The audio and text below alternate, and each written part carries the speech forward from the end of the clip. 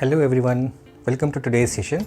In today's session, I am going to teach you some topics of chapter number 7 of NCERT Chemistry of class 12th, and the name of the chapter is P block elements. So in this session, I am going to teach you some general physical and chemical properties of group 16 elements.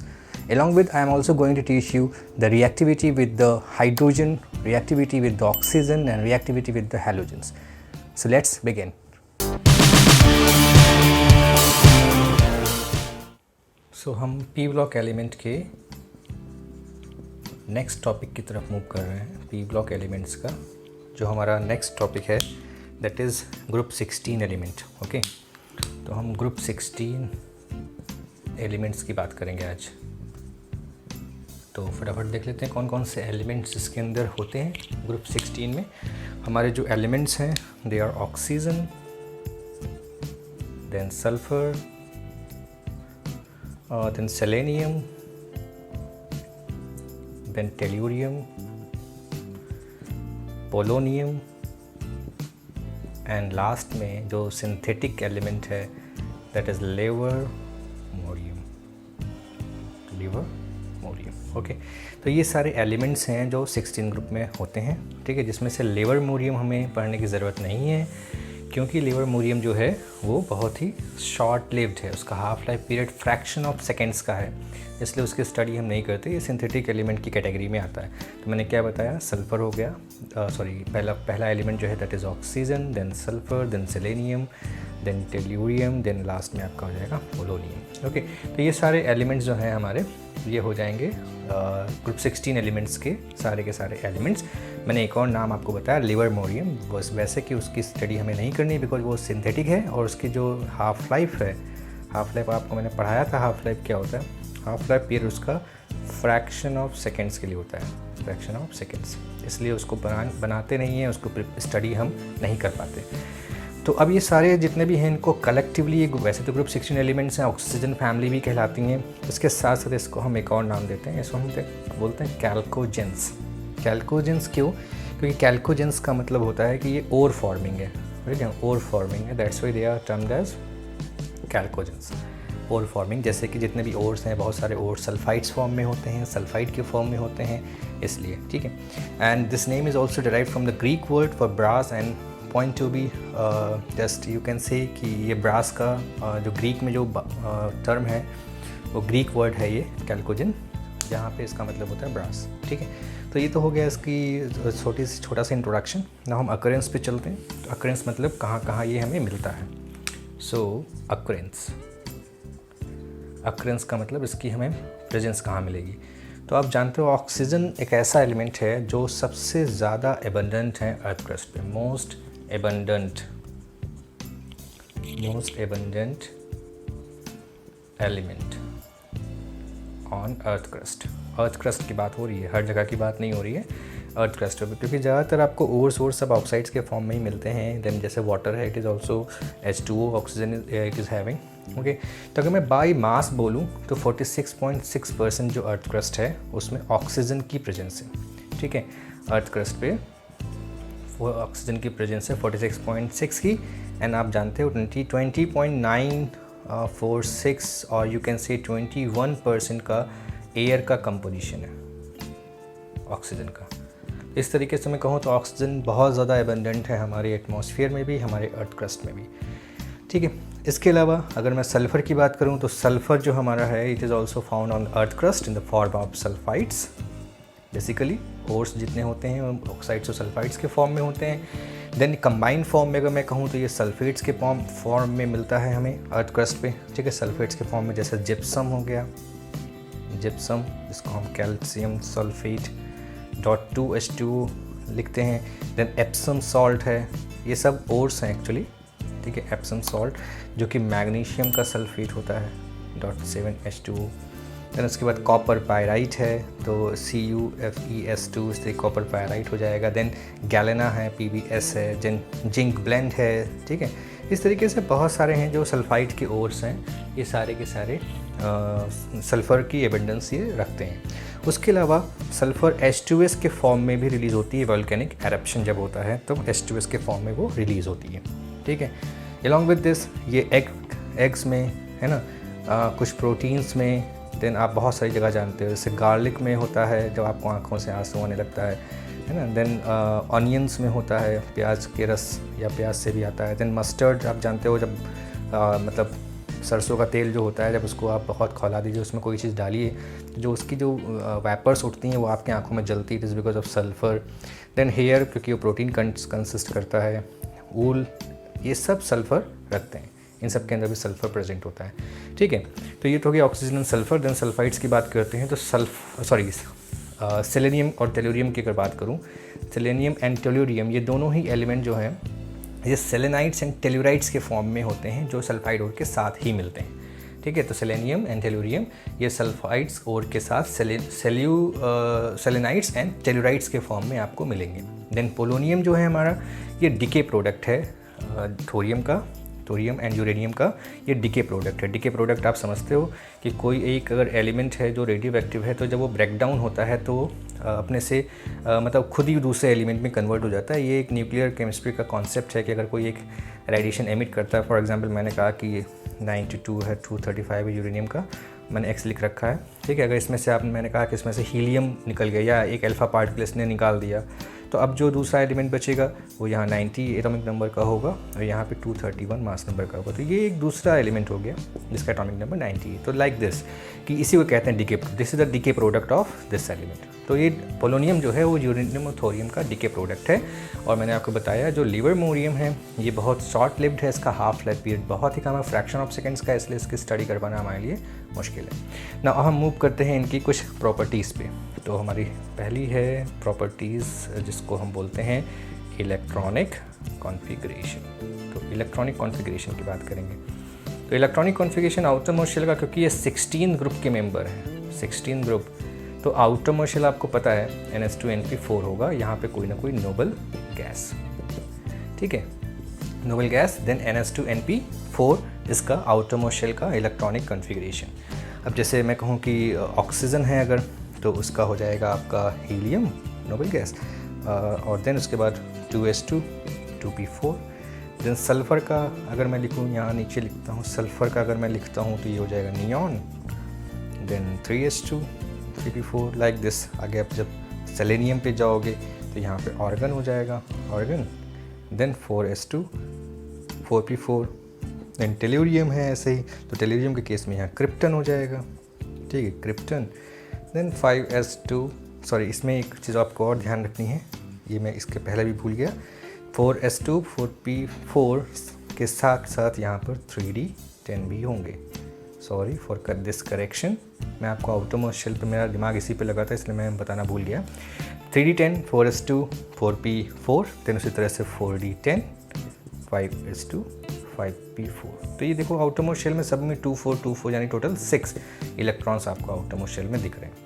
तो ये सभी का एक general electronic configuration. ऐसा ही polonium का हो जाएगा, वहाँ पे f इलेक्ट्रॉन्स भी आ जाते हैं, ठीक है। तो वहाँ पर आप जेनॉन लिखोगे, पहले जेनॉन लिखोगे, जेनॉन का इलेक्ट्रॉनिक कॉन्फ़िगरेशन। देन 4f14 लिखते हैं, देन 5d10 लिखते हैं, देन 6s2 लिखते हैं, देन 6p4 लिखते हैं। ये हमारा पोलोनियम का हो जाएगा। इस तरीके से हम इलेक्ट्रॉनिक कॉन्फ़िगरेशन सबका कर सकते हैं, ठीक है। अब आते हैं इलेक्ट्रॉनिक कॉन्फ़िगरेशन, ये हमारी पहली प्रॉपर्टी थी। अगली है हमारी एटॉमिक एंड आयोनिक रेडियाई। बहुत ज़्यादा टाइम नहीं लेंगे क्योंकि ये सारे ग्रुप में सेम ही कॉन्सेप्ट है। एटॉमिक एंड आयोनिक रेडियाई आपको मुझे लगता है आता ही होगा। Atomic and ionic radii top to bottom increase करेगी, ठीक है, it increases top to bottom. क्यों बढ़ती जाती है? क्योंकि टॉप टू बॉटम आने पे नंबर ऑफ शेल्स बढ़ेंगे, ठीक है, इफेक्टिव न्यूक्लियर चार्ज डिमिनिश होगा और शील्डिंग इफेक्ट इंक्रीज़ करेगा, जिसकी वजह से साइज़ जो है वो एक्सपैंड कर जाती है। आयनिक का भी यही कॉन्सेप्ट है, एटॉमिक का भी यही कॉन्सेप्ट है। पर when you are comparing this with group 15 elements, तो they are smaller than group 15 elements. Group 15 elements से ये अगर हम ग्रुप 15 की बात करें तो they are larger than group 16 elements. और अगर मैं ग्रुप 16 की बात करूं तो दे आर लार्जर दैन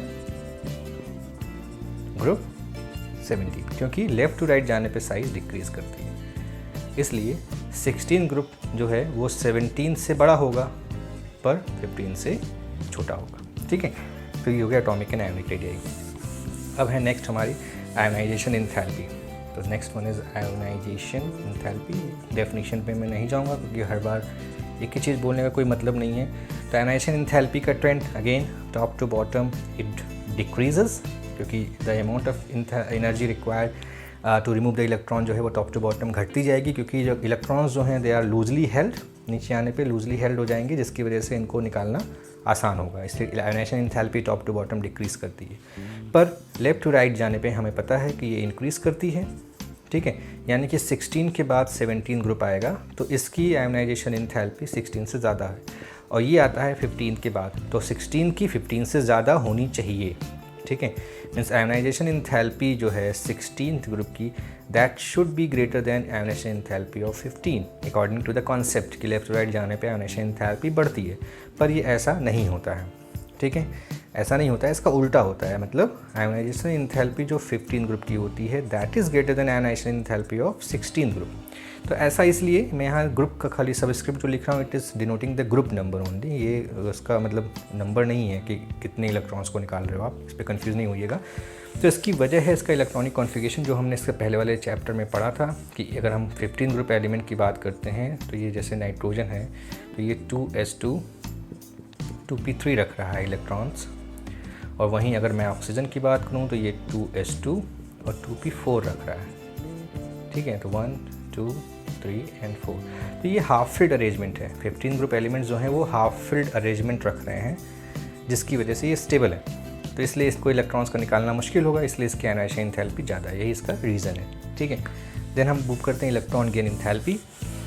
तो अगली जो हमारी है electron gain enthalpy. Electron gain enthalpy का मतलब भी आप पहले से जानते हो, इलेक्ट्रॉन गेन एंथैल्पी का मतलब कितनी एनर्जी रिलीज़ हो रही है आप जब आप इसमें कोई एक्स्ट्रा इलेक्ट्रॉन ऐड कर रहे हो, तो how much amount of energy is releasing, यानी कि ये वैल्यू हमेशा नेगेटिव में होती है, जबकि आयोनाइजेशन एंथैल्पी में एनर्जी देनी पड़ती है तो पॉजिटिव में होती है, ठीक है। तो ये नेगेटिव की वैल्यू होती है इलेक्ट्रॉन गेन एंथैल्पी। अगर मैं टॉप टू बॉटम की बात करूँ तो इन नेगेटिव इट डिक्रीजेस, नेगेटिव में नीचे आने पर ये डिक्रीज़ करती है, ठीक है, ये जनरल ट्रेंड है। तो सल्फ़र से लेके जब आप आते हो नीचे पोलोनियम तक तो इट इज़ डिक्रीजिंग, ठीक है, ये एक सही सा ट्रेंड शो करता है। इसका मतलब सबसे ज़्यादा किसका होना चाहिए था, ऑक्सीजन की नेगेटिव में इलेक्ट्रॉन गेन एंथैल्पी होनी चाहिए थी, ठीक है। लेकिन जब इसकी स्टडी हम करते हैं तो हम ये देखते हैं, अगर आप इस टेबल को देखिए जब आपकी स्क्रीन पे दिख रही है, उसमें इलेक्ट्रॉन गेन एंथैल्पी ऑक्सीजन की दी हुई है -141, ठीक है, किलो जूल पर मोल, और सल्फ़र की दी है -200। देन उसके बाद आपको नॉर्मल ट्रेंड दिख रहा है -195, देन उसके बाद -190, देन -174। तो टॉप टू बॉटम वाला ट्रेंड तो सल्फ़र ऑनवर्ड सही जा रहा है, पर ऑक्सीजन की वैल्यू कम हो गई सल्फ़र से। ये एक क्वेश्चन है जो कि एग्ज़ाम में पूछा जाता है, तो आपको ध्यान रखना है कि क्वेश्चन पूछा है कि the negative value of electron gain enthalpy of oxygen is lesser than sulphur, why. तो उसका बहुत छोटा सा रीज़न है, मान लेते हैं ये न्यूक्लियस है, फिर ये पहला शेल, ये दूसरा शेल, यहाँ कितने इलेक्ट्रॉन्स हैं, 6, 1 2 3 4 5 6, ठीक है, ये हो गए हमारे ऑक्सीजन का अरेंजमेंट। फॉर एग्जांपल अगर मैं सल्फ़र की बात करूँ तो 1 शेल, 2 शेल, 3 शेल, तो ये हो गया सल्फ़र का अरेंजमेंट। आप देखिए दोनों ही एलिमेंट एक ही ग्रुप के हैं, इसका मतलब आउटरमोस्ट शेल में तो 6 ही इलेक्ट्रॉन रहने वाले हैं, और आप 1 इलेक्ट्रॉन इसके अंदर और ऐड करेंगे। अब आप सोचिए कि सारे इलेक्ट्रॉनिक चार्ज जब बराबर हैं तो आप चाहे इसमें ऐड करो चाहे इसमें ऐड करो, इलेक्ट्रॉनिक रिपल्शन तो दोनों में ही होना है।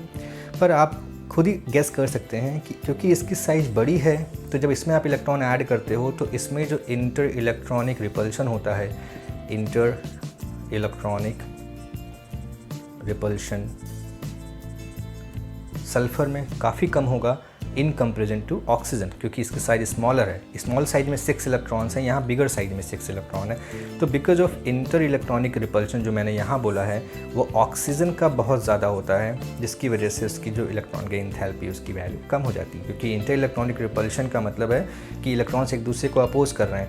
तो ये जो न्यूक्लियस है वो एडिशनल इलेक्ट्रॉन को तो अट्रैक्ट कर रहा है, जब कोई इलेक्ट्रॉन इसको अप्रोच कर रहा है, मान लेते हैं आपको इसमें इलेक्ट्रॉन ऐड करना है, तो इलेक्ट्रॉन को ये न्यूक्लियस अट्रैक्ट कर रहा है, ठीक है। पर ये इलेक्ट्रॉन क्या कर रहे हैं, इसको रिपेल कर रहे हैं।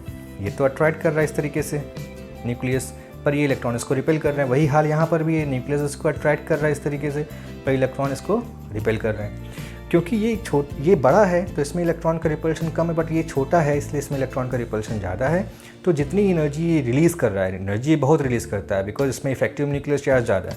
तो ये बहुत सारी एनर्जी रिलीज़ कर रहा है, but some of the energy जो है, जितनी एनर्जी इसने रिलीज़ की है, that is used in overcome the inter electronic repulsion. That's why the value decreases, और वो सल्फर से भी कम होके -141 हो गई, ठीक है, क्योंकि उसने जितनी एनर्जी रिलीज़ की उसमें से कुछ एनर्जी कंज्यूम हो गई इसके रिपल्शन को ओवरकम करने में, ठीक है। तो ये इसकी वजह है, ठीक है। तो यही क्वेश्चन क्लोरीन में भी हमसे पूछा जाता है।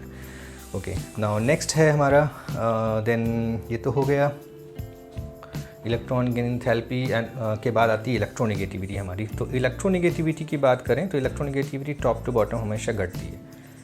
तो top to bottom electronegativity decreases, क्योंकि नीचे आने पे मेटॉलिक कैरेक्टरिस्टिक बढ़ता है, नॉन मेटॉलिक कैरेक्टरिस्टिक घटता है। एंड ऑक्सीजन जो हमारा है, oxygen is the second most electronegative element after fluorine के बाद इसी का नंबर आता है। टॉप टू बॉटम ये डिक्रीज़ करता है, ठीक है। लेफ्ट टू राइट जाने पे इलेक्ट्रोनेगेटिविटी इंक्रीज़ करती है। तो अगर मैं इसको कंपेयर करूँ 15 ग्रुप से, तो ये ज़्यादा इलेक्ट्रोनेगेटिव हैं 16 ग्रुप वाले, पर 17 ग्रुप से लेस इलेक्ट्रोनेगेटिव है, ठीक है। तो ये सब 11th चैप्टर में बहुत डिटेल में पढ़ा हुआ है, इसलिए बहुत ज़्यादा इसमें टाइम वेस्ट करने का कोई मतलब नहीं है। अब हम फिजिकल प्रॉपर्टीज़ की तरफ मूव करेंगे। Next one is physical properties. तो फिजिकल प्रॉपर्टीज़ की अगर मैं बात करूं तो ऑक्सीजन एंड सल्फर, ये दोनों हम मान के चलते हैं कि ये दोनों प्योर नॉन मेटल्स हैं। देन सेलेनियम एंड टेल्यूरियम, ये हमारे मेटलॉइड्स की कैटेगरी में आते हैं, और जो हमारा पोलोनियम होता है वो मेटल्स की कैटेगरी में आएगा। तो इस तरीके से ये ग्रुप भी जो है वो हमें तीनों एलिमेंट रख रहा है। और पोलोनियम भी एक रेडियोएक्टिव एलिमेंट है जिसका हाफ लाइफ पीरियड जो होता है ये 13.8 डेज़ का होता है, ठीक है। 13.8 डेज़ में ये अपने अमाउंट का हाफ हो जाएगा। तो इस तरीके से इनका ये बिहेवियर हो गया। ना ये सारे एलिमेंट्स जो हैं वो एलोट्रॉपी शो करते हैं। एलोट्रॉपी भी आप जानते होंगे, एलोट्रॉपी का मतलब एक से ज़्यादा फिजिकल फॉर्म एग्जिबिट करने की फिनोमेना को हम एलोट्रॉपी कहते हैं। ये सब एलोट्रॉप्स बनाते हैं। मेल्टिंग पॉइंट, बॉइलिंग पॉइंट जो हमारा होता है, मेल्टिंग एंड बॉइलिंग पॉइंट, वो आपको पता है टॉप टू बॉटम इंक्रीज़ करता है हमेशा। It increases top to bottom, ठीक है, बिकॉज वन डर वाल फोर्स इंक्रीज़ करेगा टॉप टू बॉटम आने पे, ये इसका रीज़न है। फिर उसके बाद मेल्टिंग पॉइंट, बॉइलिंग पॉइंट भी हो गया। देन अभी क्या बच रहा है इसमें, एटॉमिसिटी, ठीक है। तो ये जो जैसे ऑक्सीजन है ये O2 के फॉर्म में होता है, इसकी एटॉमिसिटी 2 है और सल्फर की 8 है। तो इस पे क्वेश्चन पूछा जाता है कि क्यों ये 2 है और ये क्यों 8 है, या क्यों ऑक्सीजन गैसियस है या सल्फर सॉलिड है। ये एक बहुत कॉमन क्वेश्चन है रूम टेम्परेचर पे। तो मैं आपको बता देता हूँ उसकी वजह क्या है, क्योंकि ये 1 नंबर का क्वेश्चन है। अगर मैं ऑक्सीजन की बात करूँ तो ऑक्सीजन में O सिंगल बॉन्ड O होता है, और S8 में सब सिंगल बॉन्ड इस तरीके से अभी आगे हम पढ़ेंगे। ये एक W जैसा या क्राउन जैसा स्ट्रक्चर बनाता है। 1 2 3 4 5 6 7 और 8, ये 8 सल्फर इस तरह से जुड़े होते हैं सिंगल बॉन्ड से।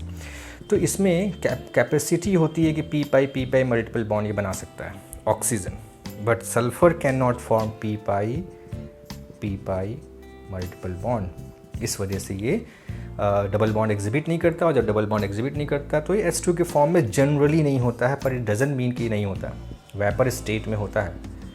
जब वेपर स्टेट की बात करते हैं तो सल्फर H2 फॉर्म में एग्जिस्ट करता है, लगभग 1000 केल्विन के अराउंड टेम्परेचर पे ये H2 के फॉर्म में हमें मिलेगा, ठीक है। तो बेसिकली हम ये कहते हैं कि ऑक्सीजन पी पाई मल्टीपल बॉन्ड आसानी से बना लेता है, इसलिए ये O2 के फॉर्म में है, पर सल्फर नहीं बना पाता, इसलिए नहीं है। दूसरा क्वेश्चन है कि why it is a gas, ये गैस है और ये हमारा सॉलिड है। तो एक तो वजह आप समझ ही गए। अब ये सॉलिड और गैस की क्या वजह है कि सॉलिड है और ये गैस है। तो आप जानते हो कि गैस के मॉलिक्यूल बहुत दूर दूर होते हैं क्योंकि उनके बीच में इंटरमॉलिक्यूलर फोर्स बहुत कम होता है, और सॉलिड के मॉलिक्यूल्स बहुत करीब होते हैं क्योंकि उसके बीच में इंटरमॉलिक्यूलर फोर्स ऑफ अट्रैक्शन बहुत ज़्यादा होता है। तो this force of attraction is termed as van der वाल फोर्स ऑफ अट्रैक्शन, इसको van der Waals force of attraction बोलते हैं। तो वॉन डर वाल फोर्स ऑफ अट्रैक्शन किस पे डिपेंड करता है, it completely depend on the matter, on the mass. जितना ज़्यादा मास होगा उतने वॉन डर वाल फोर्स ज़्यादा होगा। तो being its atomicity, it is having 8 atomicity, means 8 atoms होने की वजह से it become a very bigger size of molecules with a greater mass, जिसकी वजह से इसका वॉन डर वाल फोर्स बढ़ेगा और ये एक दूसरे के करीब आ जाते हैं। जबकि ऑक्सीजन के केस में ये सिर्फ 2 एटम्स रख रहा है, इसका मॉलिक्यूलर मास भी कम है, एज वेल एज क्योंकि ये स्मॉलर है और यहाँ पे बहुत ज़्यादा इलेक्ट्रॉन की डेंसिटी है, तो O2 के मॉलिक्यूल्स एक दूसरे के करीब नहीं आ पाते हैं, ये एक दूसरे को रिपेल कर देते हैं, जिसकी वजह से ये गैसेस स्टेट में होता है, क्योंकि इसमें वीक वॉन डर वाल फोर्स है, वीकेस्ट कह सकते हो। इस वजह से ये गैसियस है और ये सॉलिड स्टेट में है। ठीक है, तो ये एक नंबर का क्वेश्चन है, आप इसको ज़रूर पढ़िएगा, समझिएगा ऐसा क्यों। अब हम बात करते हैं नेक्स्ट हमारी जो है केमिकल प्रॉपर्टीज़ पे। जैसे हम केमिकल प्रॉपर्टीज़ पे शिफ्ट करते हैं तो सबसे पहली चीज़ जो हमारे दिमाग में आती है इसकी रिएक्टिविटी मींस ऑक्सीडेशन स्टेट। तो आउटरमोस्ट शेल में अगर 6 इलेक्ट्रॉन है तो कितने इसको और चाहिए अपना ऑक्टेट पूरा करने के लिए? 2। इट मीन्स कि नेगेटिव में इसकी स्टेट आएगी -2 और पॉजिटिव में इसकी स्टेट आएगी +6। मैक्सिमम स्टेट इसकी +6 होगी और लोवेस्ट स्टेट इनकी -2। अलॉन्ग विद दिस ये +2 भी शो करते हैं, +4 भी शो करते हैं। ठीक है, ये दोनों स्टेट भी शो करेंगे, पर ये दोनों स्टेट ऑक्सीजन में कॉमन नहीं है। ऑक्सीजन जो है, क्योंकि ये सेकेंड मोस्ट इलेक्ट्रोनेगेटिव एलिमेंट है, तो एक्सेप्ट फ्लोरीन जब भी ऑक्सीजन किसी के साथ कंबाइन करेगा तो वो -2 या -1 स्टेट में ही होगा। जब परऑक्साइड होगा, जब ऑक्साइड होगा और -1/2 हम कहते हैं, हालांकि होता नहीं है -1/2, ये 2 एटम पे -1 कहते हैं इसको एक्चुअली, ये सुपर ऑक्साइड्स में होता है। ठीक है, तो हमेशा नेगेटिव स्टेट शो करेगा। लेकिन जब ये फ्लोराइड बनाएगा, जैसे OF2, 2 तरह की फ्लोराइड्स होती है, OF2 एंड O2F2, तो यहाँ इसकी स्टेट +2 होती है और यहाँ इसकी स्टेट +1 होती है। तो सिर्फ यही दोनों ऐसे मॉलिक्यूल्स हैं जिनमें ऑक्सीजन पॉजिटिव स्टेट में है। ठीक है, बाकी किसी में पॉजिटिव स्टेट में ये नहीं पाया जाता। तो क्योंकि बहुत इलेक्ट्रोनेगेटिव है आफ्टर फ्लोरीन, तो हर एक एलिमेंट के साथ कंबाइन करेगा और ये -2 स्टेट ही या -1 स्टेट, जनरली -2 स्टेट शो करता है, -1 पर ऑक्साइड में शो करता है। इस तरीके से ये हो गया। लेकिन बाकी एलिमेंट्स जो हैं वो +2 भी शो करेंगे, +4 भी शो करेंगे, +6 भी शो करेंगे, स्पेसिफिकली जब ये ऑक्सीजन के साथ या फिर हैलोजेंस के साथ जुड़ते हैं तब सारे एलिमेंट +2, +4, +6 शो करेंगे। ठीक है, जैसे फॉर एग्जांपल मैंने कहा SO3, SO2 ऑक्सीजन के साथ जब सल्फर कंबाइन कर रहा है तो ये +6 स्टेट में है, ये +4 में है। उसी तरह से SF4, SF6 ये +6 स्टेट है और ये +4 स्टेट है। तो ये सल्फर की फ्लोराइड्स हैं, टेट्राफ्लोराइड्स एंड हेक्साफ्लोराइड्स। तो इस तरीके से कहने का मतलब है कि जब ऑक्साइड्स एंड फ्लोराइड्स बनाते हैं तभी ये सारी पॉजिटिव स्टेट शो करते हैं। तो जैसे जैसे आगे क्वेश्चंस आते जाएंगे वैसे वैसे हम डिस्कस करते जाएंगे। नाउ अब एक और बात, जो +6 क्यों है इसकी मैक्सिमम स्टेट? क्योंकि इससे ग्रुप में आउटरमोस्ट शेल में 6 इलेक्ट्रॉन्स हैं। तो +6 की जो स्टेट है टॉप टू बॉटम ये डिक्रीज़ करती जाती है। मुझे लगता है ये भी आपको याद आ रहा होगा, इससे पहले वाले लेक्चर में हमने डिस्कस किया था। It is due to inert pair effect. जो बॉटम के मेंबर्स होते हैं वो इनर्ट पेयर इफेक्ट शो करते हैं, जिसकी वजह से ये अपने ग्रुप ऑक्सीडेशन स्टेट से 2 unit less state more stable show करते हैं, यानी +6 से ज़्यादा स्टेबल +4 होगा। तो टॉप टू बॉटम आने में +6 की स्टेबिलिटी घटेगी, +4 की स्टेबिलिटी यहाँ पर बढ़ेगी। ठीक है, तो ये हो गया हमारा ऑक्सीडेशन स्टेट का डिस्कशन। देन उसके बाद ज़्यादातर ये कंपाउंड सारे के सारे कोवलेंट नेचर के कंपाउंड ये बनाते हैं। नाउ नेक्स्ट हमारा है एनोमलस कैरेक्टरिस्टिक की बात करें अगर, तो एनोमलस प्रॉपर्टी जैसे नाइट्रोजन में थी वैसे ऑक्सीजन में होती है। ठीक है, स्मॉल साइज़ का होना, देन हाई इलेक्ट्रोनेगेटिविटी का होना। ठीक है, इलेक्ट्रोनेगेटिविटी नेगेटिव कैरेक्टर, देन उसके बाद हाई आयोनाइजेशन एंथैल्पी का होना एंड अनअवेलेबिलिटी ऑफ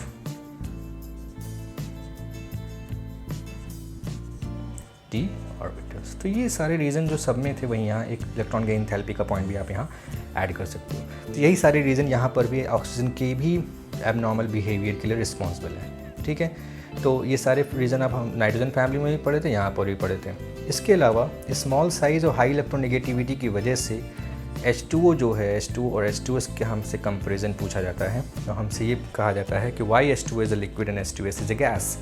ये लिक्विड में क्यों है और ये हमेशा गैस में क्यों पाया जाता है? तो बिकॉज ऑफ हाइड्रोजन बॉन्डिंग। ठीक है, तो in the case of water hydrogen bonding होती है, जिसकी वजह से वाटर मॉलिक्यूल एक दूसरे के करीब आ जाते हैं और ये लिक्विड स्टेट में होते हैं, जबकि H2S में ये नहीं होती है हाइड्रोजन बॉन्डिंग। ठीक है, तो इस वजह से H2S के मॉलिक्यूल एक दूसरे से दूर होते हैं और वो गैसेस फॉर्म में होते हैं। ये एक नंबर का क्वेश्चन है, आपको ज़रूर याद करना चाहिए।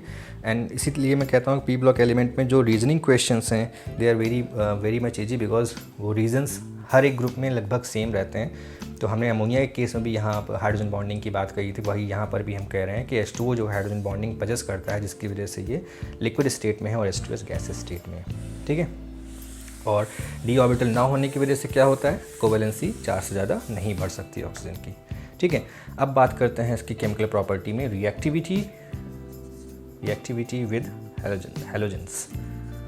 हाइड्रोजन। पहले हम हाइड्रोजन की बात करेंगे कि जब ये एलिमेंट हाइड्रोजन के साथ रिएक्ट करते हैं तो ये क्या बनाते हैं, they form H2E type of compound. जो हाइड्राइड जो बनाएंगे ये H2E टाइप की हाइड्राइड बनाएंगे, जैसे H2O देन H2S, इसको नीचे ही लिखते हैं, H2O then H2S then H2SE then H2TE, इस तरीके से H2PO, उसकी कोई ज़रूरत नहीं है क्योंकि वो पोलोनियम रेडियो एक्टिव है। ठीक है, ये इस तरह की हाइड्राइड बनाएगा। नाउ दे आर वेरियस कह सकते हो प्रॉपर्टीज़, जो मैं आपको इससे पहले अमोनिया वाले या नाइट्रोजन वाले ग्रुप में बताया था। पहली है हमारी थर्मल स्टेबिलिटी मतलब हीट करने पे कितना स्टेबल होगा। तो आपको पता है टॉप टू बॉटम ये क्या करता है, डिक्रीज़ करता है। ये क्यों डिक्रीज़ करता है, बिकॉज बॉन्ड स्ट्रेंथ जो है वीक होती चली जाती है टॉप टू बॉटम आने पे, और बॉन्ड स्ट्रेंथ वीक क्यों होती है, बिकॉज बॉन्ड लेंथ बढ़ जाती है। तो thermal stability top to bottom decrease करेगी। ठीक है, अब बात करते हैं एसिडिक कैरेक्टरिस्टिक की। एसिडिक कैरेक्टर जो है हमारा, एसिडिक कैरेक्टर जो वो H+ आयन की वजह से, वो भी नीचे आने पे क्या होगा हमारा, एसिडिक कैरेक्टर नीचे आने पे हमारा इंक्रीज़ करेगा। क्यों इंक्रीज़ करेगा, because acidic character is because of H+ ion. जो जितनी आसानी से H+ आयन देगा वो उतना ही ज़्यादा एसिडिक होगा। तो टॉप टू बॉटम आने पे क्योंकि बॉन्ड स्ट्रेंथ कम होती जा रही है तो बॉन्ड जल्दी ब्रेक होंगे और आसानी से H+ आयन निकलेगा, इसलिए acidic character top to bottom increase करेगा। ये दूसरा ट्रेंड हो गया।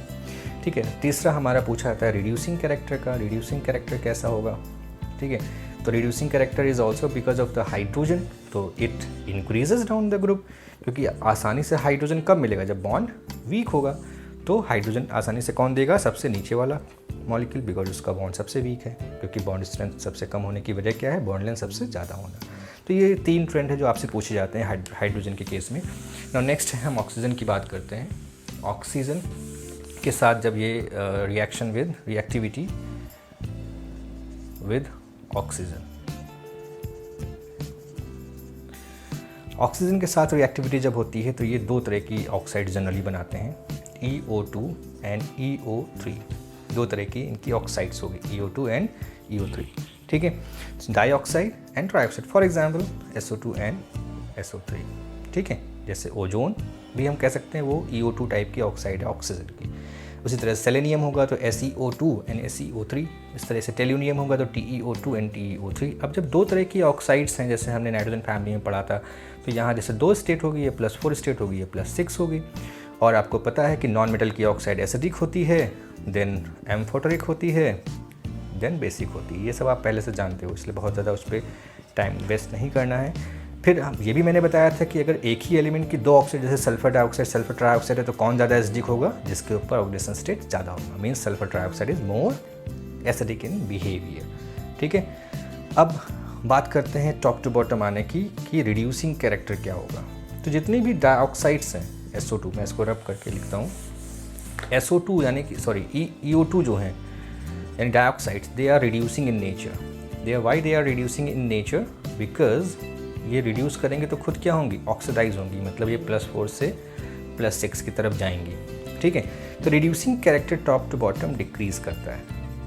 Reducing character top to bottom decrease करता है, मतलब टू गेट ऑक्सीडाइज, ये खुद ऑक्सीडाइज होने की टेंडेंसी नीचे आने पे डिक्रीज़ कर देते हैं।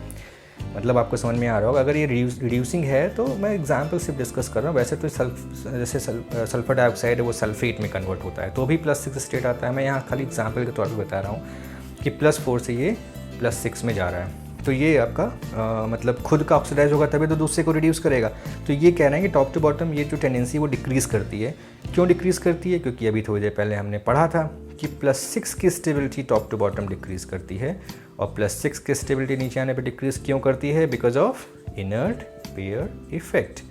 इसी वजह से जो नीचे के एलिमेंट्स है, टेल्यूरियम है, पोलोनियम है, ये जो हैं वो अच्छे रिड्यूसिंग एजेंट नहीं है, उनकी डाइऑक्साइड अच्छी रिड्यूसिंग एजेंट की कैटेगरी में नहीं आती है।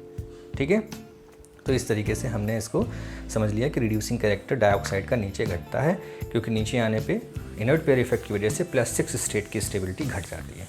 अब नेक्स्ट है हमारा reactivity with halogens. Reactivity with halogens. तो हेलोजेंस के साथ जब ये रिएक्शन करते हैं तो ये कई तरह के हेलाइड्स बनाते हैं, EX2, EX4 and EX6 type की हेलाइड से बनाएंगे। ठीक है, तो डाई हेलाइड, टेट्राहेलाइड एंड हेक्साहेलाइड और इसके साथ साथ मोनोहेलाइड भी बनाते हैं, पर मोनोहेलाइड जो होती है वो डाइमेरिक फॉर्म में होती है, ये हमेशा डाइमर बना के होती है, मतलब EX2 X2 के फॉर्म में होती है। ठीक है, तो अब हम शुरू करेंगे वन बाय वन। तो EX2 में ये +2 स्टेट है, फिर ये +4 स्टेट है, ये +6 स्टेट को एग्जिबिट करते हैं। देन उसके बाद क्योंकि हेलोजेंस हैं, और अगर मैं इनकी बात करूँ, इनकी रिएक्टिविटी की बात करूँ, तो आप जानते हो फ्लोरीन सबसे ज़्यादा इलेक्ट्रोनेगेटिव है, टॉप टू बॉटम इलेक्ट्रोनेगेटिविटी घटती जाती है।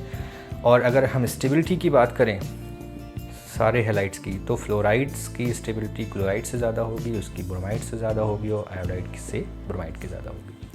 ठीक है, तो इसकी वजह क्या थर्मल स्टेबिलिटी ज़्यादा होने की, जो ये बॉन्ड बनाते हैं, जैसे E के साथ F का बॉन्ड ज़्यादा स्ट्रॉन्ग होगा इन कंपेरिजन टू E का बॉन्ड Cl के साथ। Again the concept is same, bond length. जैसे मैंने कहा कि कोई एक एलिमेंट है, फॉर एग्जांपल सल्फर का फ्लोरीन से बॉन्ड, सल्फर का क्लोरीन से बॉन्ड, सल्फर का ब्रोमीन से बॉन्ड और सल्फर का आयोडीन के साथ बॉन्ड। ऑब्वियसली ये बॉन्ड छोटा होगा because fluorine is smaller in size, chlorine उससे बड़ा है तो उसका बॉन्ड लेंथ बढ़ेगी, ब्रोमीन उससे बड़ा है उसकी बॉन्ड लेंथ बढ़ेगी, आयोडीन उससे बड़ा है उसकी बॉन्ड लेंथ बढ़ेगी, इसलिए बॉन्ड स्ट्रेंथ उसकी टॉप टू बॉटम जो है वो वीक होती जाती है। इसलिए स्टेबिलिटी का ट्रेंड ये होगा, सबसे ज़्यादा स्ट्रॉन्ग क्लोराइड्स हैं, देन क्लोराइड्स हैं, देन ब्रोमाइड्स हैं, देन आयोडाइड्स हैं। अब उसके बाद बात करते हैं हेक्सा हेलाइड्स की। तो हेक्सा हेलाइड्स जो हैं, हेक्सा हेलाइड्स सिर्फ आपको फ्लोरीन्स की ही नोन होती है, ओनली ऑफ फ्लोरीन। ठीक है, ये क्लोरीन की, ब्रोमीन की और आयोडीन की नहीं होती है। आप इसका रीज़न समझ सकते हो, उसकी वजह क्या है। जैसे SF6 is exceptionally stable, but SCl6 की स्टेबिलिटी बहुत कम है, ना के बराबर Br6 की और Si6 की। तो ये सब एग्जिबिट नहीं होती हैं। रीज़न बहुत कॉमन है। क्या रीज़न है कि सल्फ़र है, मान लेते हैं ये सल्फ़र का एटम है, ये इतना ही बड़ा रहेगा और इसको टोटल 6 फ्लोरीन को होल्ड करना है। तो 6 फ्लोराइड आयन जो हैं, they are smaller in size, that's why sulphur can hold these 6 fluoride ion, whereas chlorides, bromides and iodides they are very bigger in size. तो सल्फर का जो atom है वो इन 6 बड़े हैलाइड्स को होल्ड नहीं कर पाएगा बिकॉज उनका इंटर इलेक्ट्रॉनिक रिपल्शन बहुत ज़्यादा बढ़ जाएगा और वो कंपाउंड अनस्टेबल हो जाएगा, ब्रेक हो जाएगा। ठीक है, तो इस तरीके से कुछ पॉइंट्स है। अब थोड़ा सा इनका मैं हाइब्रिडाइजेशन की बात करूँ, जैसे बहुत ज़्यादा पूछा जाता है आपसे EX4 और EX6, इनका बहुत ज़्यादा पूछा जाता है। तो EX6 सल्फ़र के पास, मान लो सल्फ़र ही है, तो 16 ग्रुप के एलिमेंट के पास आउटोमोस्टल में 6 इलेक्ट्रॉन थे और 6 के 6 बॉन्डिंग में पार्टिसिपेट कर रहे हैं, तो इसका इलेक्ट्रॉनिक कॉन्फ़िगरेशन हो जाएगा हमारा sp3d2। ठीक है, यानी टोटल इसमें 6 ऑर्बिटल्स इन्वॉल्व हैं, तो शेप इसका क्या हो जाएगा हमारा ऑक्टाहेड्रल। ठीक है, जब EX4 की बात करते हैं तो 6 इलेक्ट्रॉन आउटरमोस्ट शेल में थे, 4 ही तो पार्टिसिपेट किए हैं, 4 बॉन्ड पेयर हैं और 1 इलेक्ट्रॉन पेयर यानी लोन पेयर बच गया है, तो टोटल आया 5 आया, तो मतलब sp3d, एक S में 3 P में और एक D में, हो गया 5 sp3। यानी इसका शेप होना क्या चाहिए, होना चाहिए ट्राइगोनल बाई पिरामिडल होना चाहिए था। ठीक है, मैं आपको समझाता हूँ ऐसा क्यों होना चाहिए था, क्योंकि ट्राइंगल होगा इस तरह से, बीच में E होगा, ये ट्राइंगल और ये 2 पिरामिड, ऐसा होना चाहिए था। ठीक है, ऐसा इसका स्ट्रक्चर होना चाहिए था। क्यों होना चाहिए था, बिकॉज 5 ऑर्बिटल्स इन्वॉल्व हैं, तो 1 2 3 4 और 5। ठीक है, पर हैं कितने, 4 बॉन्ड पेयर और 1 लोन पेयर। तो लोन पेयर को VSEPR थ्योरी क्या कहती है हमारी, कि हमेशा वो स्ट्रक्चर होता है जिसमें मिनिमम रिपल्शन हो। तो लोन पेयर को हम यहाँ लगाते हैं, ठीक है, और बाकी सब जगहों पे हम फ्लोरीन को लगा देते हैं, या क्लोरीन या ब्रोमीन जो भी हो। ठीक है, तो इस तरीके से इसका स्ट्रक्चर कहलाता है सीसॉ ज्योमेट्री, इसको बोलते हैं seesaw geometry, because it look like seesaw. अगर आप ऐसे देखो तो ये 2 बैठने की वो हो गई लेवल और ये 2 स्टैंड हो गए, तो ये सीसॉ स्ट्रक्चर हो गया। और EX4 जो हमने बताया था वो ऑक्टाहेड्रल का स्ट्रक्चर भी आप शायद बनाना जानते होंगे, मुझे लगता है इस तरीके से बनता है, बीच में E होगा और ऊपर नीचे पिरामिड्स होते हैं। एक्चुअली ये स्क्वायर बाई पिरामिडल होता है, इस तरीके से इसका स्ट्रक्चर होगा। सारे कॉर्नर्स को आप चाहो तो ज्वाइन कर दो और चाहो तो ना ज्वाइन करो, कोई दिक्कत नहीं है, इस तरीके से। ठीक है, ये ऑक्टाहेड्रल है। तो ये हो गए इनके शेप। फिर मैंने बताया कि जो मोनोहेलाइड भी पाई जाती हैं, पर वो हमेशा डाइमरिक फॉर्म में होंगी। ठीक है। तो इस तरीके से हमने हैलाइड्स के बारे में पढ़ लिया। एक और चीज़ मैं आपको बता दूं, जैसे मैंने आपको बताया कि यहाँ पर हेक्सा हैलाइड्स जो हैं वो फ्लोरीन की ही नोन है, बाकी किसी की नहीं है। उसी तरह से जो टेट्रा हैलाइड्स होती हैं वो फ्लोरीन और क्लोरीन की तो नोन है, पर ब्रोमीन और आयोडीन की बहुत रेयर हो जाती हैं। Again the size is the big reason, कि जितनी बड़ी साइज़ होगी एनायंस की उतनी ही इन कैटायंस को, क्योंकि दे बिकम कैटायन, ये +6 का है, ये +4 का है, ये +2 का है, तो ये भी तो because of these charges they are just shrinking, उनकी भी तो साइज़ कम होती जा रही है, तो ये छोटे हो जाएंगे और ये बड़े रेडिकल्स को नहीं होल्ड कर पाएंगे, ये इसकी वजह है। ठीक है, तो अभी हम इतना ही रखते हैं। अगले लेक्चर में हम इस ग्रुप के कुछ कंपाउंड जैसे dioxygen, simple oxides, ozone, sulphur dioxide and sulphuric acid के बारे में स्टडी करेंगे। Till then bye bye.